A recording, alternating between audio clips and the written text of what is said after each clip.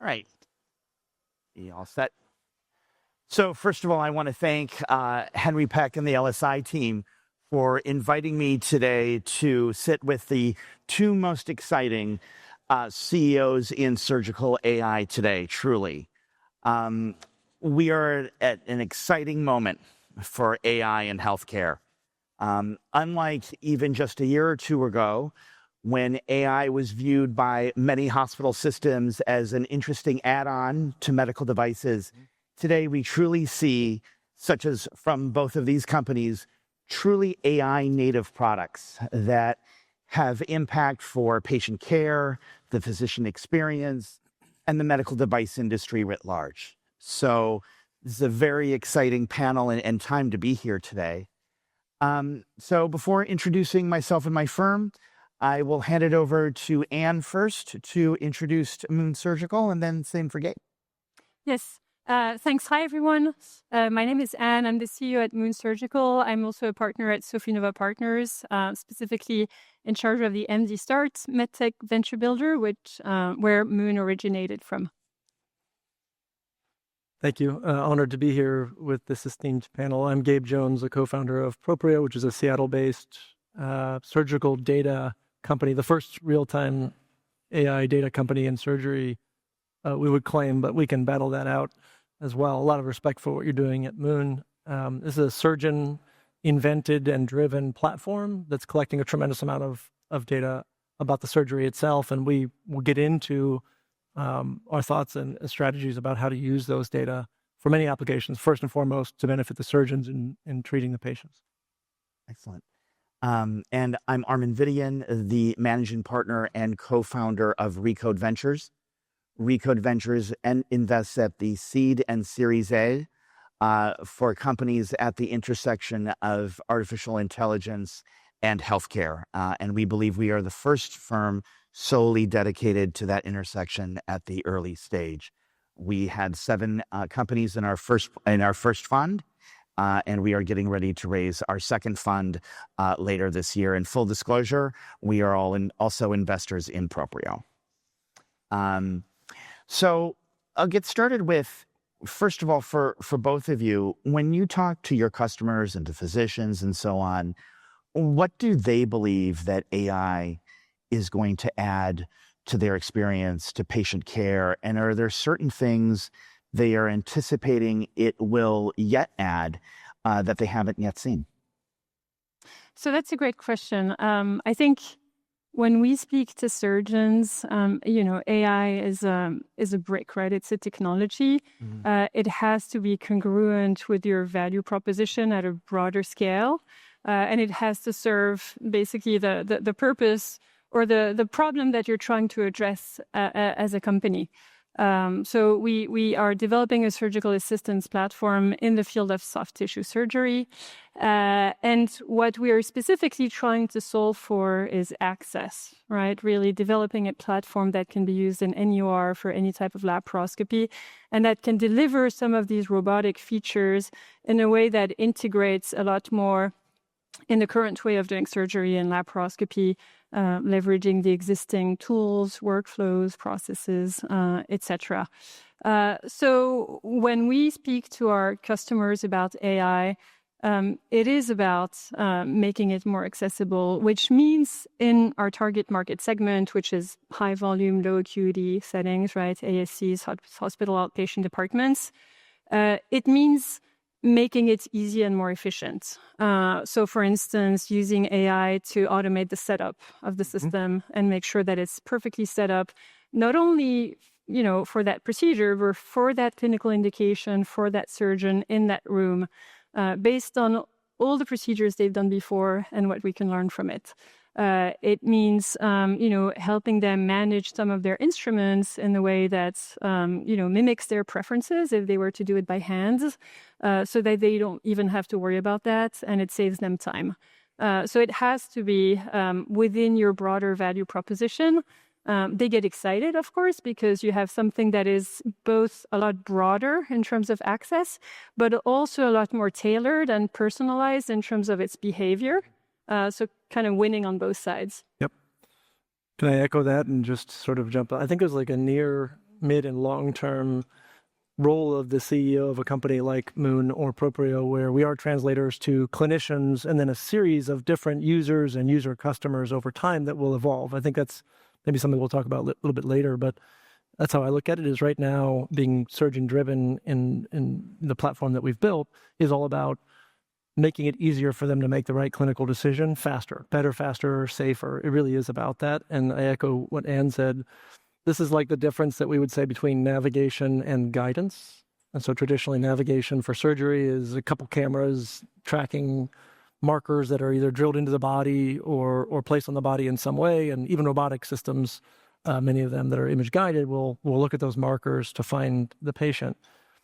As soon as you tip into AI actually evaluating data sets and feeds and providing guidance into a different clinical decision, maybe based on real-time measurements of that surgery and the KPIs of success for that surgery and that patient, that pathology, you tip into just a different category of product, which is guidance. And the trust factor with a surgeon needs to be obviously very high, even with navigation. But now if we're saying, do this instead of what I see you doing right here, that's just another even higher bar. If it was 99%, now it's asymptoting to 100, right? And so there's a translation and an explanation and an education that we get to do standing side by side with the surgeons. And there are these magical moments where they can actually see yellow went to green, right? That's simple. What's happening under the hood, some of them would like to know that. Others just want to be able to trust it. And it's going to help me to take care of that patient in that day. So that's how I view the near term. I think we'll get into the mid and the long where there's other opportunities in efficiency and helping other products and companies to perform at their very best, verifiably with data. And I think there's some platform considerations about whether to be an open platform or closed. And in the past, I think in med device, it would have been very much about acquiring implants and pulling them onto the platform, whereas some of these new technology opportunities, especially with AI, provide an opportunity to open the platform and benefit many, many more players and thus customers and partners. But I think that's foreshadowing some of the other things we're going to talk about. You know, it's interesting to hear in both of your answers, you talk about things like efficiency, clinical decision-making, and so forth.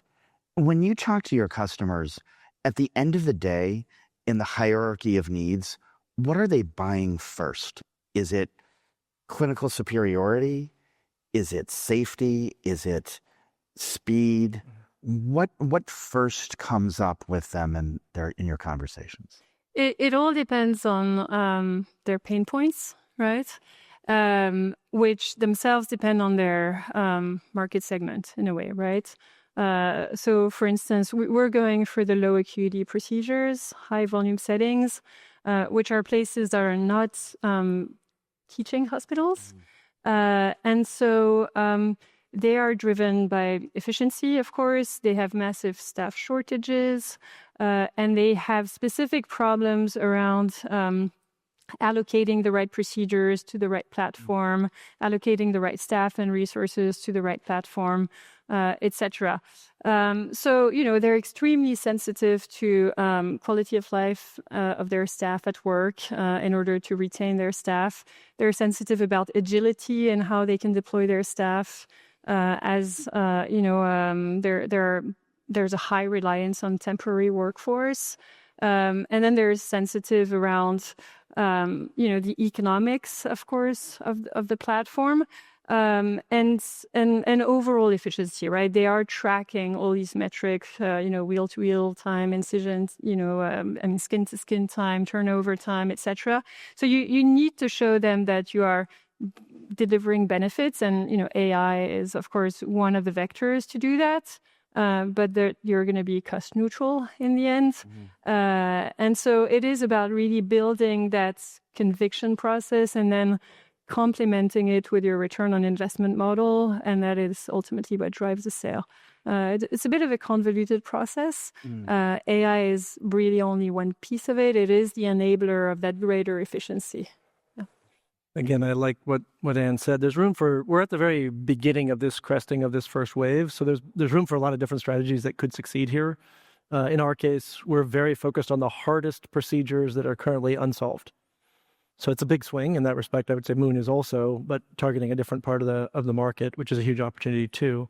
So for us, we target the top academic centers in the world. So think University of Washington, Duke, Ohio State, Columbia, these kinds of places where they are teaching institutions and they have rate limiting factors for how many surgeons can be trained in a fellowship program per year, and the type of information that can be provided to those fellows as they go through a program side by side with maybe 4, 6, or 10 world-class surgeons who are doing really complex spinal surgeries like scoliosis corrections and things like that, there isn't really good real-time data for. So in the chart of like technically difficult to solve, clinically very difficult to solve, we've picked the very upper right corner, which has elements that are emblematic of everything else in the chart.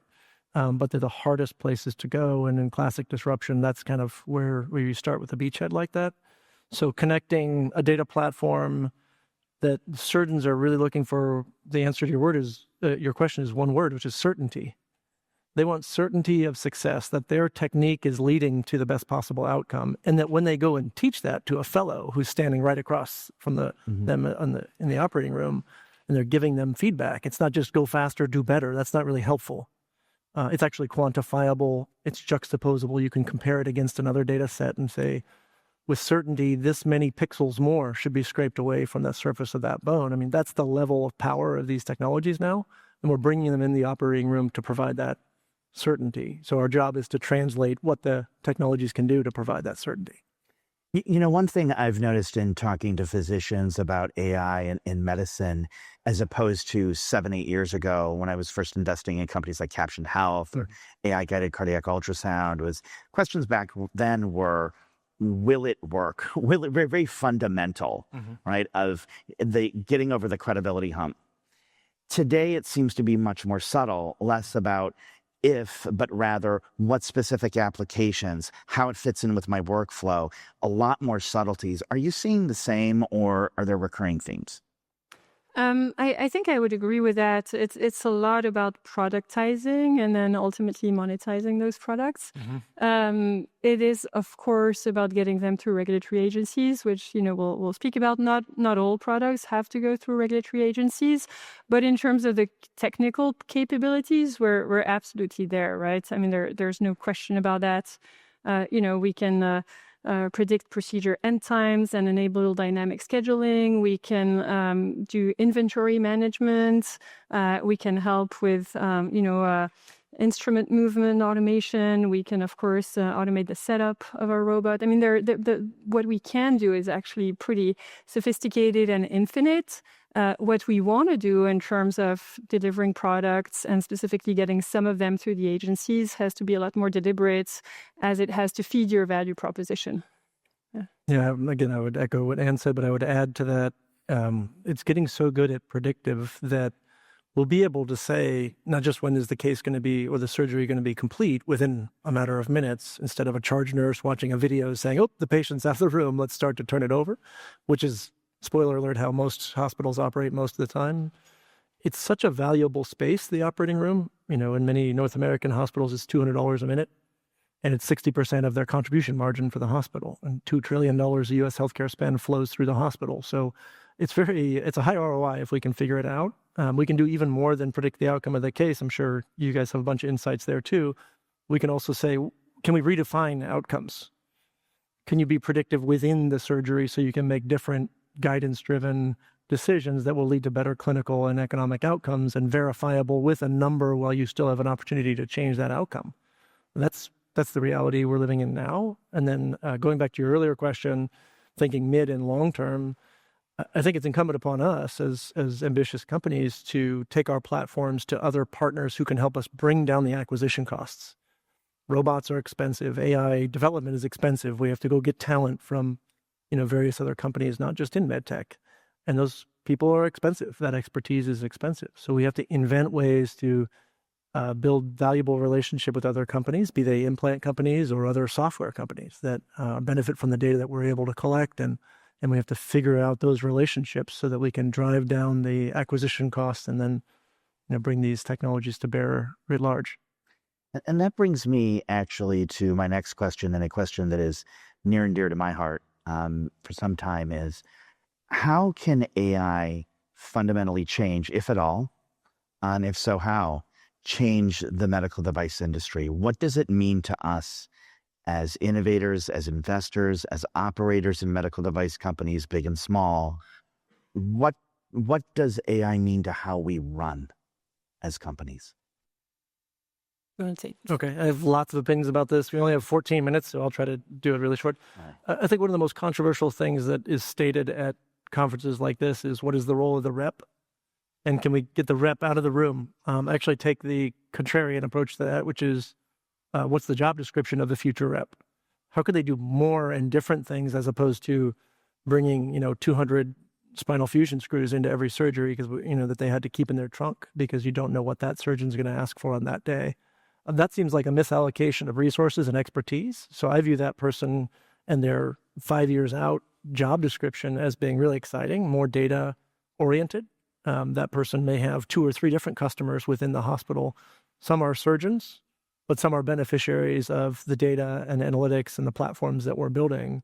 And they should be expert in that. Just like today, if you asked who's winning in spine, most people would say Globus, because they did one really smart thing, which was integrate, and then they taught their metal reps to sell robots and navigation and imaging and operate everything.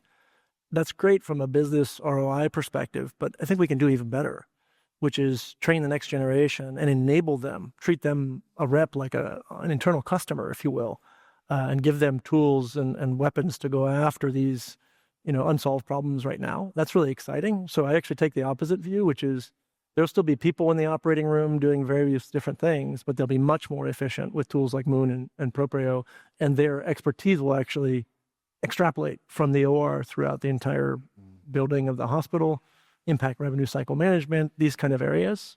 And I can tell you that transition has already started, which is pretty damn exciting.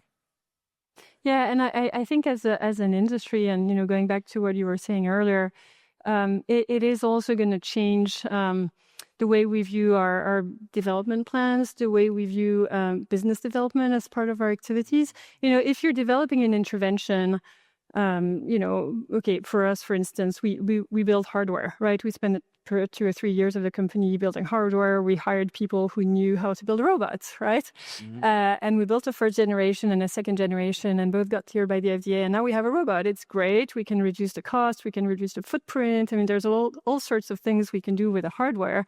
But the future of the company is really now about leveraging the data that the robot is sensing in the OR. So then you start thinking, okay, do I have the right resources for that? They're not the same people in the company.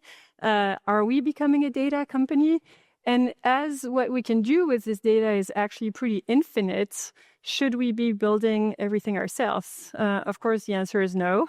And there are many partners out there, companies, labs, different initiatives within healthcare and outside of healthcare, NVIDIA being an example, of course, where there's a lot of things we can leverage and integrate and people we can partner with. So you start thinking, okay, this is not now just a task for the R&D team. It is actually a broader business development effort to try to understand what's core and what you're going to be aggregating and integrating from other people.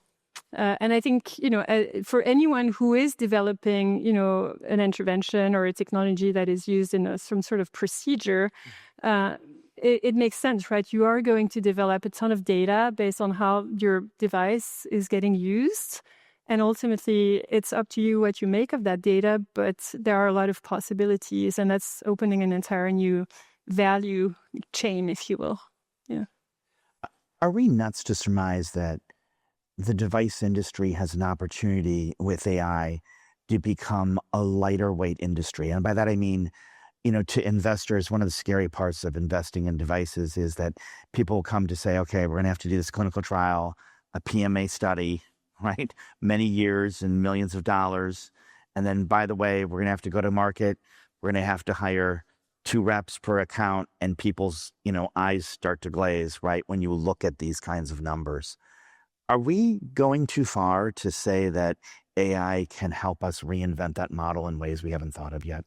Absolutely not. Sorry, I jumped in there, but if we talked about this a little bit last night. But I think the metal company, the implant company, needs to fundamentally change where they make their investments, and we need to enable them to do that as well.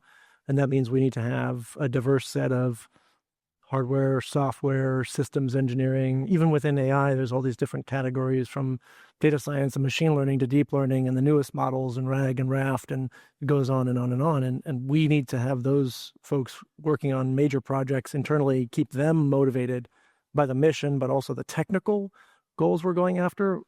Meanwhile, helping to actually impact the bottom line for the implant companies out there too. And that means that their workforce needs to change quite a bit. I mean, you're seeing this sort of ripple through MSK surgery and spine in particular right now, with Stryker selling off their implants. Really started with NuVasive being acquired by Globus. And so there's a real need for an emergence of several companies that approach the new economics of healthcare differently. And that means the resources and the margin are going to shift around.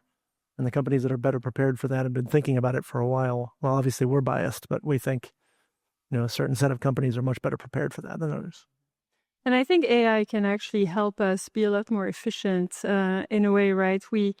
There is this interesting parallel about, basically the value of synthetic data and what it did to the self-driving car industry, essentially getting them to a level of safety that was good enough for these cars to become products and, be turned into services.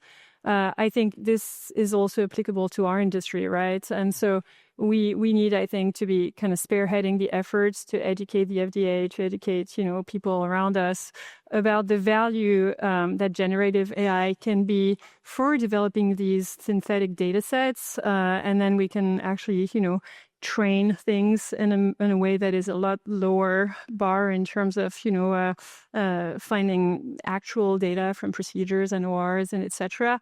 It is a discussion that we are currently having with the FDA. I mean, I'm not telling you they're fully educated on that, but it is certainly, making its way. And, when we get there, I think we will also be a lot more efficient in the way we develop these new features.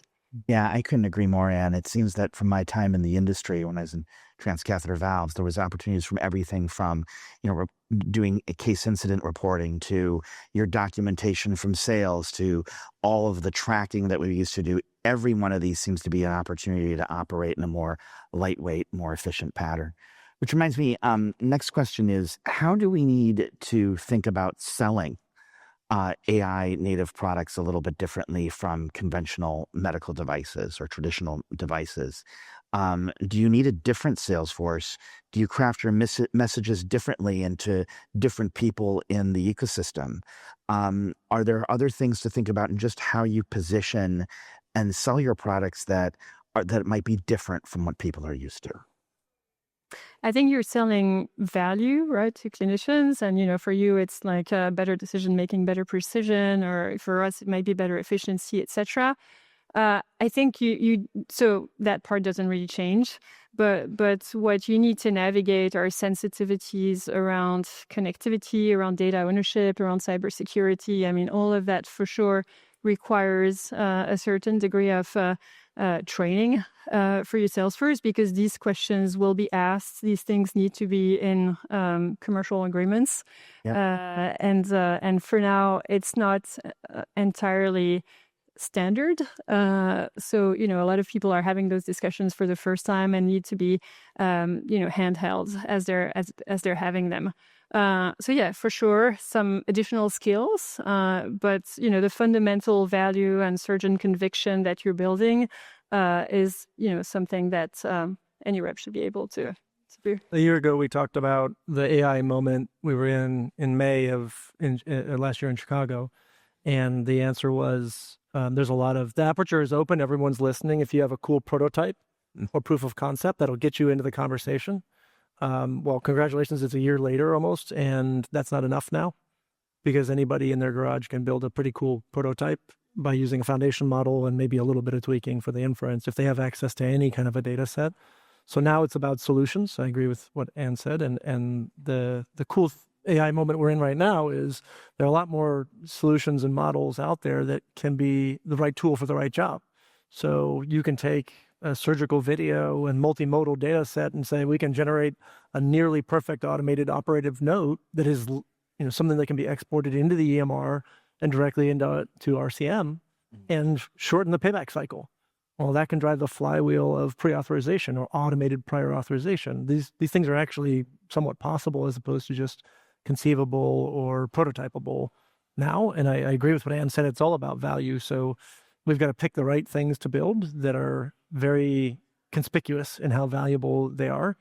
But I'll go even further and say the ability to simulate other products for other companies with both real and simulated data is a massive ROI potential impact, because that development of productization and commercialization is very different, a different path. We need to work with our partners at FDA on that. But there's even a third category of development and commercialization that can run even faster. That RCM product I just mentioned is not a 510K, right? It starts with data from the operating room, but those engineers are running at a very different pace with a different set of rules. And I think that's important to call out, because the modern medical technology company, or some of our friends would say tech med, is both or all three of those things at once, which is hard to do. But if you can execute on it, there are multiple monetization strategies, both in the OR, in the hospital, and even outside of it. And what have been your experiences in working with the FDA on AI native products? Do they, as far as the regulatory path goes, are they open more to 510K or de novo 510K pathways as opposed to PMA route? How are they in thinking about things like new releases that you might come out with and so forth? What's been your experiences? Yeah, so we just announced 2 hours ago a new FDA clearance for our first AI-based intraoperative feature. So really controlling the movement of the scope using AI. It was a 2-year process with the FDA, but it is a 510K. I think it's a lot about educating the FDA and reassuring them, and also taking baby steps, right? And so really, slicing it in a way that is acceptable for them to swallow. The FDA likes design frozen, deterministic software. They're a little uncomfortable when things might evolve and performance might evolve over time. Arguably, they should be, right?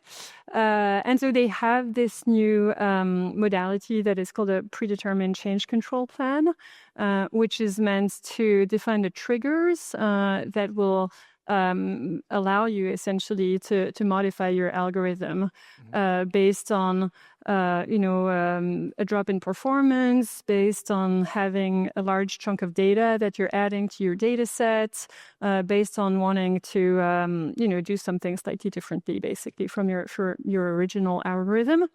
I would say that the FDA itself is a little bit in calibration mode around these things, right? So providing valuable feedback, but also sort of uncertain as to how much they can accept.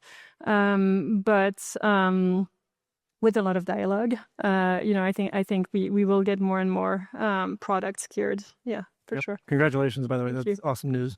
And it is a rising tide, right? So every success that a company like Moon Surgical has in working with the agency, that benefits Proprio, and I hope vice versa. We are currently under a media embargo, so I can't say anything else regarding any announcements that may happen very soon for Proprio, but I think there's a lot of good stuff that's happening, especially with FDA. It's been a turbulent time, but working closely with them on a sequence of algorithmic and AI-driven improvements is the key to this game, and continuing to educate and respond. And it's challenging, and sometimes we have to go a little bit slower just to be very intentional and methodical there. But separately, we can go really, really fast outside the operating room, and that's where we need to continue to have those big challenges where we can keep attracting talent from even the Apples and the Metas, and up where we live in Seattle, the Microsofts of the world and the Amazons, to come tackle these big swings that are worth it for them to lean in on. Excellent.